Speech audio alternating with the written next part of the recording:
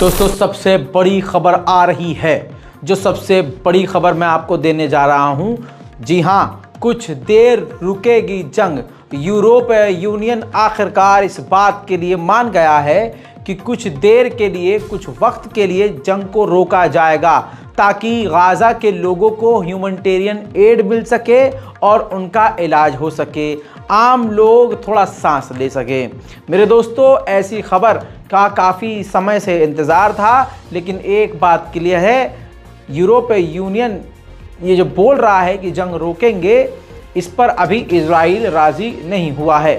फिलहाल इजराइल का साथी यूरोपीय यूनियन राज़ी हुआ है। अब देखना यह है कि क्या सच में यूरोपीय यूनियन ये जंग कुछ वक्त के लिए ही सही रुकवा सकता है, क्योंकि अमेरिका बिल्कुल भी नहीं चाहता कि ये जंग रुके। हालांकि पूरी दुनिया से जोरदार प्रदर्शन हो रहा है और प्रेशर इंटरनेशनल कम्युनिटीज पर बन रहा है।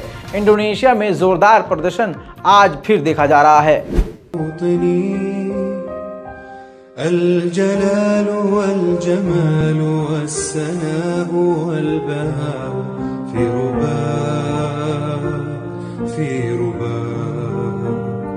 والحياة والنجاة والهناء والرجاء في هواك في هواك هل أراك दोस्तों आगे बढ़ेंगे ट्यूनीशिया की तरफ। तो ट्यूनीशिया में भी ज़बरदस्त प्रदर्शन है। पूरी दुनिया में इसी तरह से प्रदर्शन नज़र आ रहे हैं।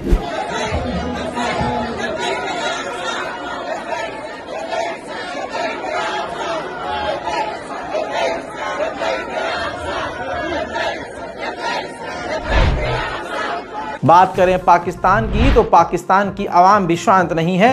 पाकिस्तान के अंदर फिर से फिलिस्तीन की आज़ादी के लिए और इजराइल के खिलाफ आवाज़ उठ गई है।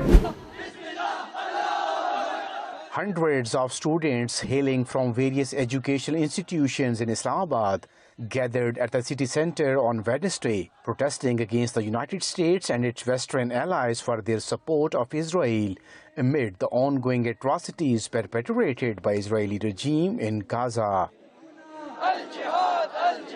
Demonstrators voiced their anger and concern over what they believe is the genocide of civilians by Israeli forces in Palestine. बात करें स्पेन की, तो स्पेन में भी फिलिस्तीन के लिए आवाज उठ रही है।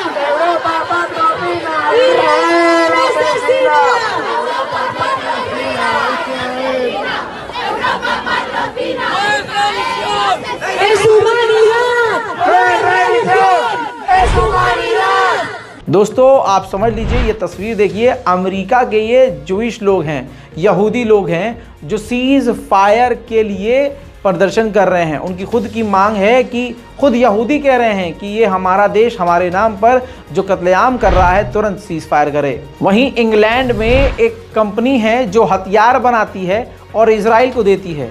उस फैक्ट्री के बाहर, उस कंपनी के बाहर भी प्रो फिलिस्तीनी प्रदर्शन देखा गया।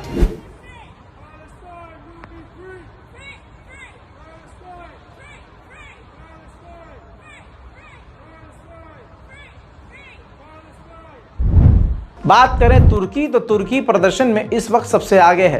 तुर्की में जोरदार प्रदर्शन।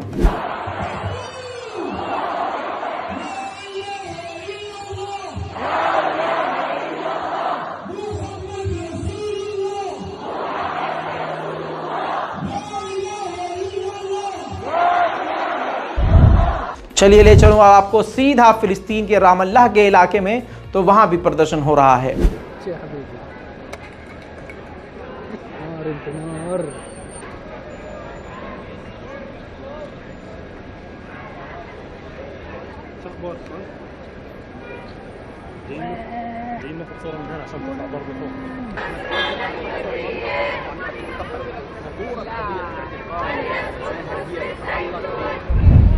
वहीं यूरोपीय यूनियन के पार्लियामेंट के बाहर ब्रसल्स में जोरदार प्रदर्शन।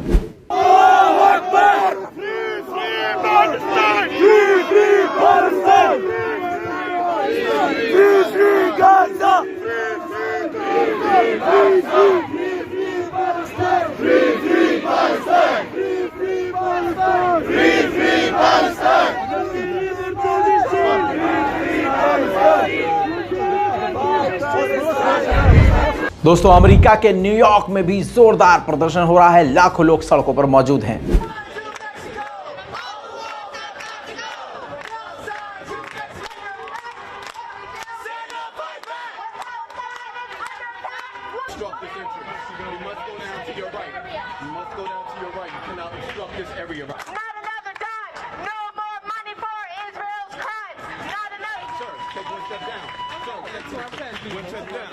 One step down. If you can go,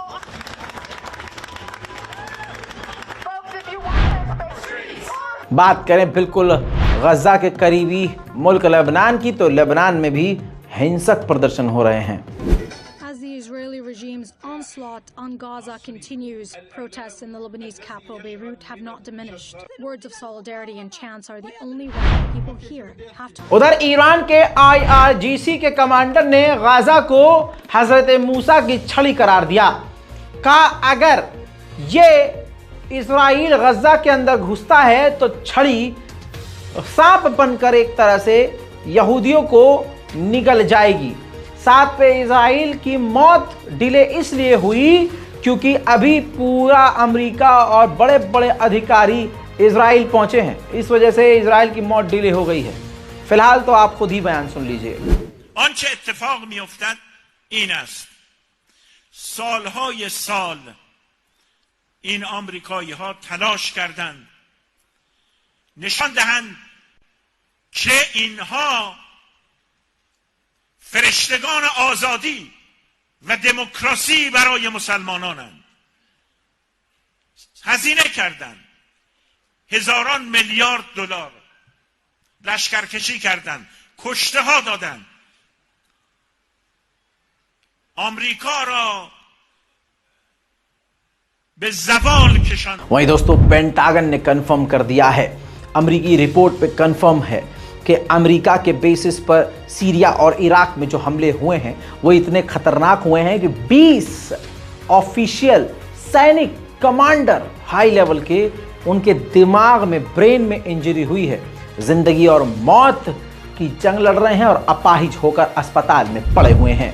दोस्तों, इजराइल के ऐसे ऐसे चेहरे सामने आ रहे हैं जैसे ये इजराइल का एक नेता सामने आया है, इसने बयान दिया है टीवी चैनल पर, कहा है कि हम इजराइल वाले गजा में बिल्कुल तबाही मचा देंगे, हम आराम आराम से उनको मिटाएंगे और जलाकर सब कुछ राख कर देंगे, गजा में हम एक पत्थर भी नहीं छोड़ेंगे, हालात बुरे कर दे। दोस्तों, इसके एग्रेशन से आपको समझ में आ रहा होगा कि कितनी बौखलाहट यहूदियों के अंदर बसी हुई है, ये कितने भरे पड़े हुए हैं और इनके इस मौके की तलाश थी।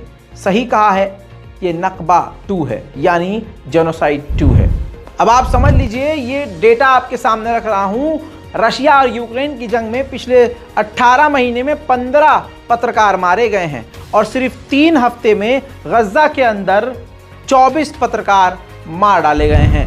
उधर अमेरिका में एक मुस्लिम प्रोफेसर हैं, उनके पूर्वज फिलिस्तीन से हैं।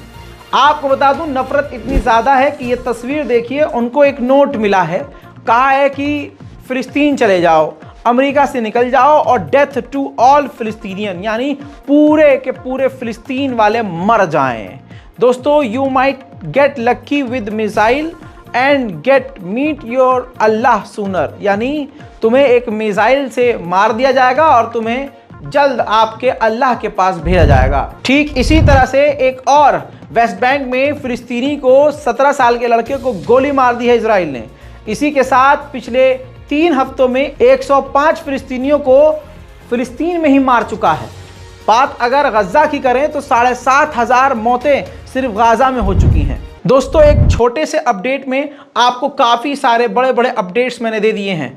उम्मीद करता हूं कि आप हमारे इन रिपोर्ट्स को अपने तमाम सोशल मीडिया प्लेटफॉर्म पर शेयर करेंगे।